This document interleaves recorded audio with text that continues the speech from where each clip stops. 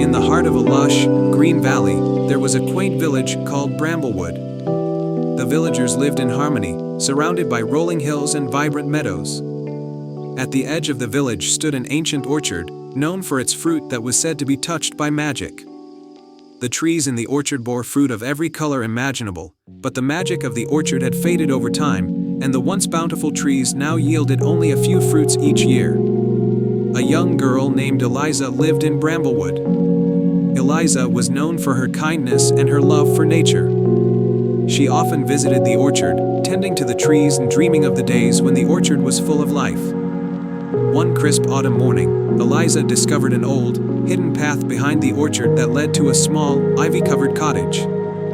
Curious, she approached the cottage and knocked on the door. An elderly woman with a warm smile answered. Her name was Mabel, and she was the last guardian of the orchard's magic.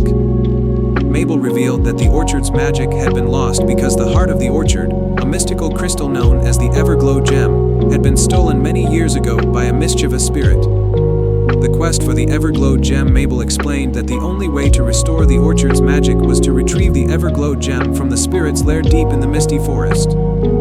She told Eliza that the journey would be challenging and required bravery, wisdom, and a pure heart.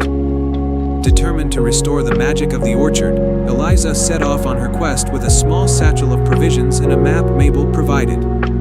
She followed the map into the misty forest, where fog clung to the trees and the air was filled with mysterious sounds. The challenge of bravery. As Eliza ventured deeper into the forest, she came across a rickety bridge spanning a deep chasm. The bridge creaked ominously, and below, the chasm was filled with swirling mist. Eliza knew she had to cross it to continue her quest. Taking a deep breath, Eliza carefully crossed the bridge, each step echoing through the chasm. Halfway across, the bridge began to sway dangerously. Eliza's heart raced, but she remembered Mabel's words about bravery. Focusing on her goal and steadying her nerves, she made it safely to the other side. The challenge of wisdom. On the other side of the chasm, Eliza found a grand oak tree with a door carved into its trunk. Inside was a cozy room with shelves lined with books and scrolls. An old, wise owl named Orin awaited her.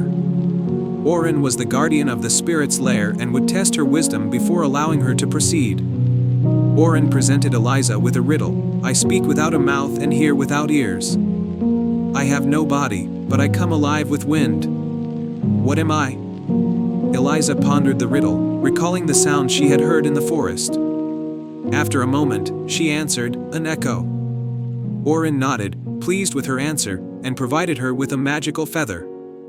This feather would light her way through the darkness and reveal hidden paths. The challenge of compassion. With the magical feather in hand, Eliza followed a winding path to a clearing where the spirit's lair was hidden. There, she found a small, trembling creature, an ethereal, glowing sprite trapped in a net of thorny vines. The sprite was crying softly, its light dimming. Eliza approached the sprite with compassion, gently freeing it from the vines. The sprite, though weak, expressed gratitude and revealed that it had been guarding the Everglow gem for many years. The spirit who had taken the gem was not truly evil, but had been tricked into taking it by a dark enchantress. The spirit's redemption. Eliza and the sprite followed the feather's light to the spirit's lair, a shimmering cavern deep in the forest. The spirit, a swirling mist-like creature with eyes full of sorrow, was holding the Everglow gem. Eliza spoke to the spirit with kindness, explaining the importance of the gem and the harm it had caused. Moved by Eliza's compassion and understanding, the spirit admitted its mistake and willingly returned the Everglow gem. The spirit had been misled by the enchantress, who had promised to make the spirit powerful in exchange for the gem. Restoring the magic with the Everglow gem safely in hand, Eliza returned to the orchard. Mabel welcomed her with a joyful smile and guided her in placing the gem in the heart of the orchard.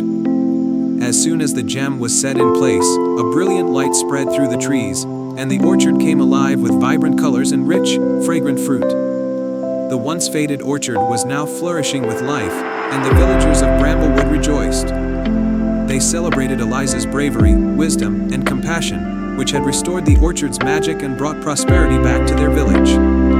a legacy of Magic Eliza's story became a cherished legend in Bramblewood, inspiring future generations to embrace bravery, wisdom, and compassion. The orchard continued to thrive, its magic a reminder of the pure-hearted girl who had restored its enchantment. And so, in the magical village of Bramblewood, the enchanted orchard remained a symbol of hope and renewal, its fruits a testament to the power of kindness and the magic of a courageous heart. The end.